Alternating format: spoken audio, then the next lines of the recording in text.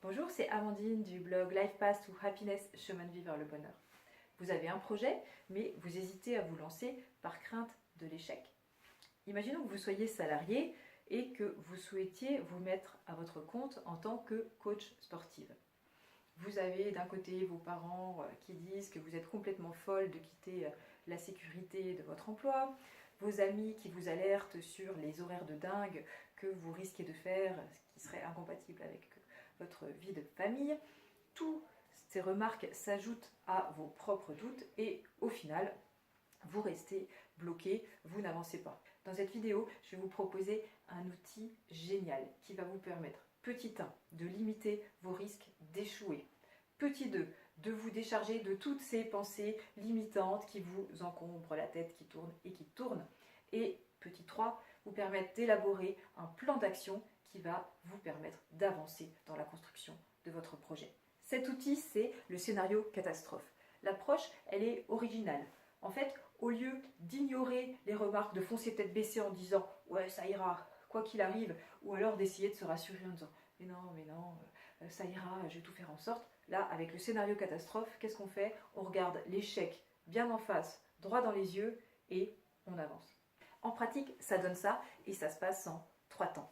Premier temps, imaginez le pire pour le projet que vous êtes en train d'échafauder.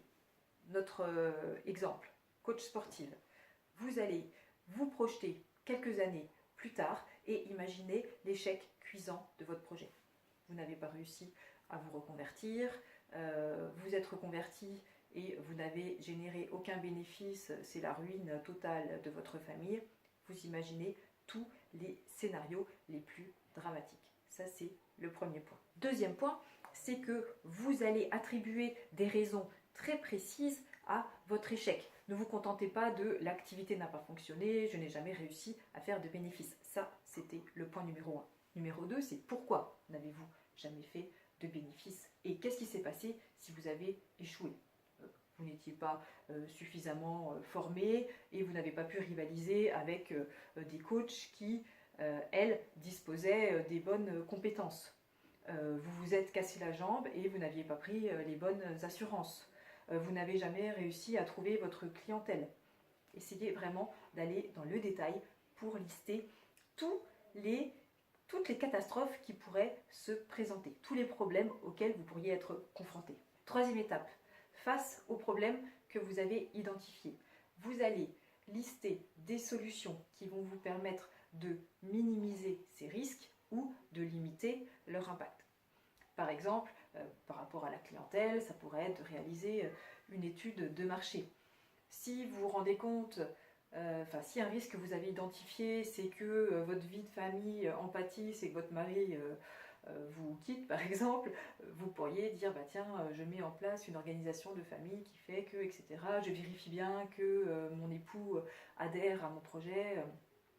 Donc voilà, point par point, vous essayez de trouver toutes les solutions pour limiter l'impact. Au terme de ces 3 étapes, vous avez un véritable plan d'action à mettre en place pour consolider votre projet, pour avancer dans votre projet.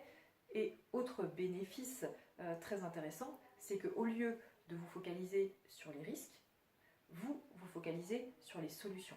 Et vous avez couché sur le papier tous les risques, donc ça ne parasite plus vos pensées. J'ai 3 derniers conseils pour la route. Premier conseil, misez sur le collectif. La recherche des problèmes qui pourraient survenir, ne la faites pas seule. Faites-la avec des personnes, si possible, très différentes de vous. Et si vous avez dans votre entourage quelqu'un qui a toujours un peu une vision négative des choses, qui voit toujours le risque partout, c'est la bonne personne pour réaliser cet exercice.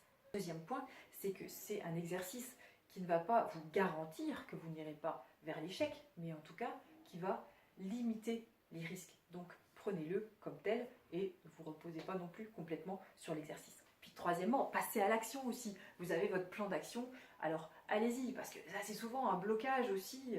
On a toutes les choses en tête et puis on ne passe pas à l'action, donc c'est assez dommage. Donc là, allez hop, passez à l'action. Avec le scénario catastrophe, construisez vos projets personnels ou professionnels de manière plus solide et avec plus de sérénité. Si vous souhaitez davantage de détails sur le scénario catastrophe, je vous renvoie vers mon blog lifepath2happiness.fr j'ai rédigé cet article. N'hésitez pas à partager vos remarques dans les commentaires ci-dessous. Je souhaite bon vent à vos projets.